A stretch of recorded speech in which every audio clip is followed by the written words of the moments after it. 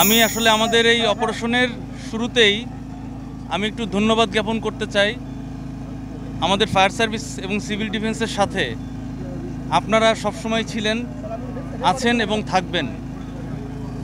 বিশেষ করে সাংবাদিক ভাই বোনেরা এবং আমাদের যেই উপজেলা প্রশাসন, আমাদের উপজেলার সাথে যারা যারা অন্যান্য সরকারি সংস্থা, পুলিশ প্রশাসন, আনসার, সেনাবাহিনী, তারপরে আরও বলতে চাই যে সকল মন্ত্রণালয়, একই সাথে আরেকটা কথা বলতে চাই ক্যাব এবং বিমানবন্দর কর্তৃপক্ষ, ইউএস বাংলা, সবাইকে আমি বিশেষভাবে ধন্যবাদ জানাতে চাই।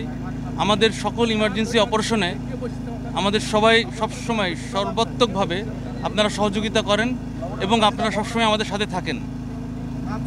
এখানকার স্থানীয় প্রতিনিধি এবং চেয়ারম্যান, মেম্বার থেকে শুরু করে সবাই, এবং আরও ধন্যবাদ দিতে চাই আমাদের সাথে যে লোকাল যারা থাকেন তাদের ঐকান্তিক প্রচেষ্টা আমাদের সাথে থাকে।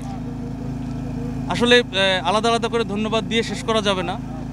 তা আমাদের এই দীর্ঘ 31 ঘন্টার অপারেশন শেষে আমরা শিশু সাজিদকে অচেতন অবস্থায় উদ্ধার করি।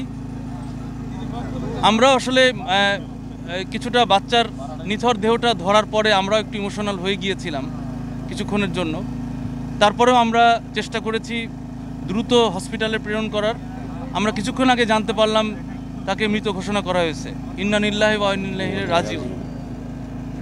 আমরা আসলে বাবা মার কথা চিন্তা করছি, আমরা অবশ্যই তার পরিবারের প্রতি সমব্যথী।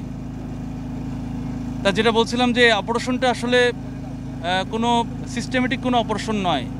আগুন অথবা পানি থেকে ডুবে মানে উদ্ধার করা, আমরা যেসব সচরাচর যেসব অপারেশন করি এই অপারেশনটা একটু ভিন্ন।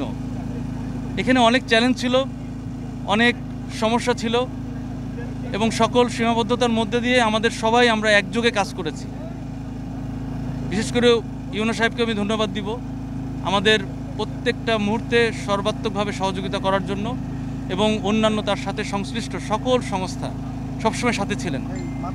তা আমাদের এই অপারেশনটা সীমাবদ্ধতা ছিল যে এটা মানে জরুরি দ্রুত করাও যায় না, আবার একই সাথে শুরুতেই আমাদের একটু ইমোশনাল কারণে হয়তো ভুলটা হয়ে গিয়েছে। আমরা আসার আগেই ওনারা চেষ্টা করেছিলেন, এই চেষ্টাতে আসলে ওই সময় তার এই যে 8 থেকে 6 ইঞ্চির, আমরা বলছি 6 ইঞ্চি, বাট আসলে এটা প্রথমে ছিল 8 ইঞ্চি, এই ডায়ার একটা ছোট ইসের মধ্যে যখন চেষ্টা করা হয় তখন কিন্তু অনেক মাটি পড়ে যায়, মাটি এবং খড়কুটো পড়ে যায় এবং বেশ পরিমাণ পড়ে যায়। আমাদের সার্চ ভিশন ক্যামেরা দিয়ে কিন্তু আমরা যখন দেখি আসার পরপরই, তখন কিন্তু দেখা যায় শুধুমাত্র মাটি, তার কোনো অস্তিত্ব অথবা হাত মুখ কোনো কিছুই দেখা যাচ্ছিল না, খড়কুটো দেখা যাচ্ছিল।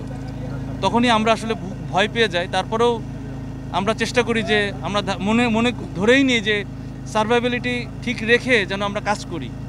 তার জন্য আমরা চেষ্টা করেছি বড় যান্ত্রিক কাজ এবং একই সাথে ম্যানুয়ালি আমরা সফট হ্যান্ডে দুইটাকে মিলিয়ে আমরা ইম্প্রোভাইজ পদ্ধতিতে আপনারা দেখেছেন যে 3টা এক্সকাভেটর কিভাবে কাজ করেছে। তারপরে একই সাথে ওই এলাকাটাকে সফট রেখে, ওই এলাকাটাকে ভাইব্রেশনের আওতামুক্ত রেখে আমরা কাজ করেছি। আমরা এইটুক সময়ের ভিতরে অনেক কিছুর এক্সপিরিয়েন্স করেছি, অনেক কিছু সাক্ষী হয়েছি। তবে আমরা দিন শেষে এটাই বলতে চাই যে ফায়ার সার্ভিসের সাথে আপনারা সবসময় থাকেন, আপনারা সবসময় ছিলেন এবং ভবিষ্যতেও থাকবেন, আমরা এই আশাবাদ ব্যক্ত করি। এবং ভবিষ্যতে এই ধরনের এই যে প্রজেক্টের মাধ্যমে যেই ছোট ছোট লুপ হোল রেখে যাওয়া, এরকম হোল, ছোট ছোট হোল, এই হোলে কিন্তু এর আগেও দুর্ঘটনা ঘটেছে, আজকেও ঘটলো, মানে গতকাল থেকেও ঘটলো। এখন এই বিষয়টা আসলে আমরা